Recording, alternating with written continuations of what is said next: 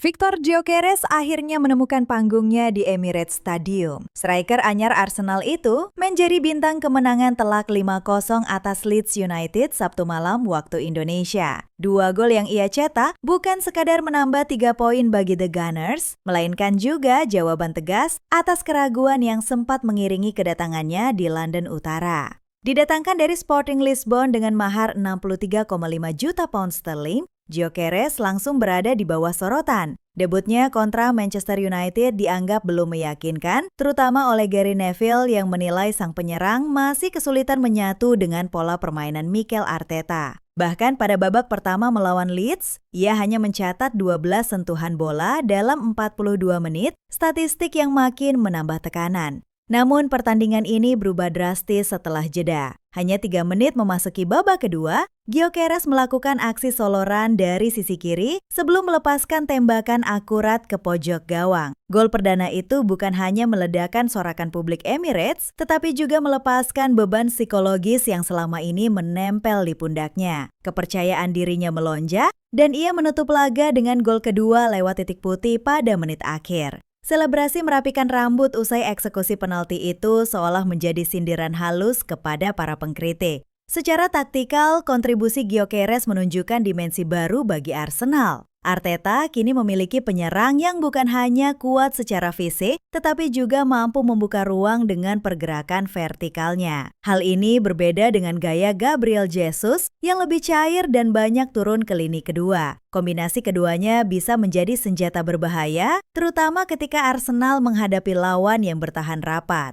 Dari perspektif klub, keberhasilan Gyökeres mencetak 2 gol pada laga keduanya di Premier League adalah sinyal positif. Arsenal tidak hanya mempertahankan start sempurna musim ini, tetapi juga membuktikan bahwa investasi besar mereka mulai menuai hasil. Tren ini juga menunjukkan betapa pentingnya adaptasi cepat bagi pemain baru di klub besar, di mana tekanan publik dan ekspektasi media bisa sangat menentukan arah karir. Dengan performa seperti ini, Gyökeres berpotensi menjadi mesin gol yang diandalkan Arsenal sepanjang musim. Jika konsistensi terjaga, ia bisa menjadi elemen kunci dalam perburuan gelar yang kian terbuka. Lebih dari sekadar kemenangan atas Leeds, laga ini adalah pesan keras Arsenal kini punya amunisi baru yang siap menjawab ekspektasi besar dan menantang serius di jalur juara. Arsenal kembali menorehkan kisah sensasional di Premier League lewat lahirnya talenta belia bernama Max Dauman. Di usia baru 15 tahun 234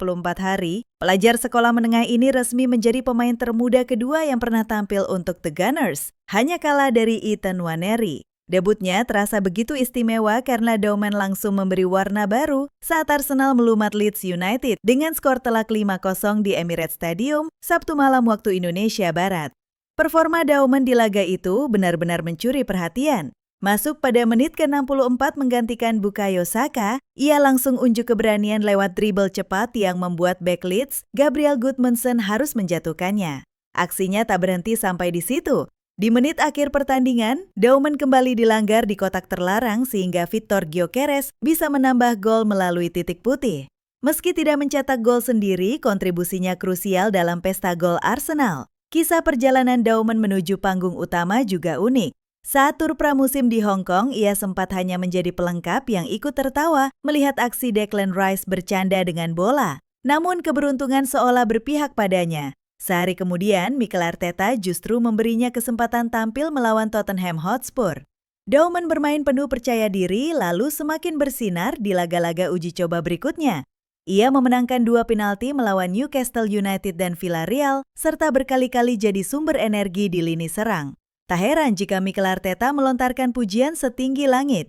Dia bermain tanpa ragu-ragu, penuh keyakinan. Seolah sudah terbiasa di level ini. Saya belum pernah melihat hal seperti itu sebelumnya, ujar sang pelatih. Arteta juga menekankan bahwa keberhasilan Dauman bukan hanya buah bakat alami, melainkan juga hasil kerja keras Akademi Arsenal serta didikan keluarga yang menubuhkan karakter dewasa pada dirinya.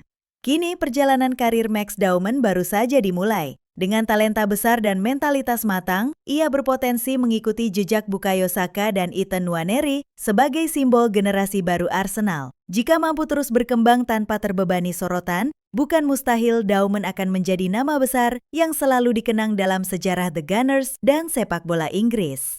Drama bursa transfer London akhirnya mencapai klimaks. Arsenal berhasil memenangkan perebutan tanda tangan Eberechi Eze dari Crystal Palace, sebuah manuver yang sekaligus membuat rival kotanya, Tottenham Hotspur, gigit jari.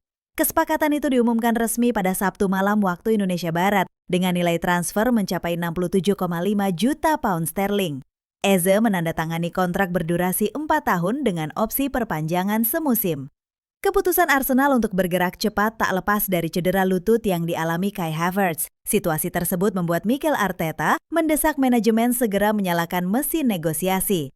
Tottenham, yang disebut tinggal selangkah lagi mengamankan jasa Eze, harus rela melihat target utamanya justru berlabuh ke Emirates Stadium. Dari total biaya transfer, 60 juta pound sterling dibayar di muka ditambah bonus performa sebesar 7,5 juta. Queen's Park Rangers, klub lama Eze, juga mendapat keuntungan melalui klausul penjualan. Bagi Arteta, keberhasilan merekrut Eze bukan sekedar solusi instan atas absennya Havertz. Ia menilai gelandang serang berusia 27 tahun itu bisa memberi dimensi baru dalam permainan Arsenal. Eberechi adalah pemain dengan energi dan kreativitas luar biasa. Dia bisa memberi warna baru dalam serangan kami, dan yang lebih penting, mentalitas serta perjalanan karirnya sangat menginspirasi, ujar Arteta. Kehadiran Eze juga menambah bobot simbolis. Ia akan mengenakan nomor punggung 10, nomor keramat yang kerap diidentikan dengan ikon-ikon besar The Gunners. Kisah Eze semakin menarik bila ditarik ke masa lalu. 14 tahun lalu, ia pernah dilepas dari Akademi Arsenal sebelum meniti jalan panjang melalui Queen's Park Rangers dan akhirnya bersinar bersama Crystal Palace. Dalam 6 musim membela Palace, Eze mencatat 40 gol dari 169 penampilan. Puncak karirnya terjadi musim lalu ketika ia mencetak gol penentu kemenangan di final Piala FA melawan Manchester City. Sebuah momen bersejarah yang menghadirkan trofi pertama dalam sejarah Palace. Dari sisi strategi, perekrutan Eze menunjukkan keberanian Arsenal dalam menjaga daya saing di level atas. Dalam 2 musim terakhir, The Gunners terus berusaha memperkaya variasi lini tengah untuk menghadapi persaingan ketat dengan Manchester City dan Liverpool. Kehadiran Eze menambah opsi kreatif sekaligus fleksibilitas taktik karena ia mampu bermain sebagai gelandang serang, winger, maupun gelandang sayap kiri. Dengan gaya bermain yang eksplosif, ia diprediksi dapat menjadi katalis penting dalam pola serangan cepat Arteta.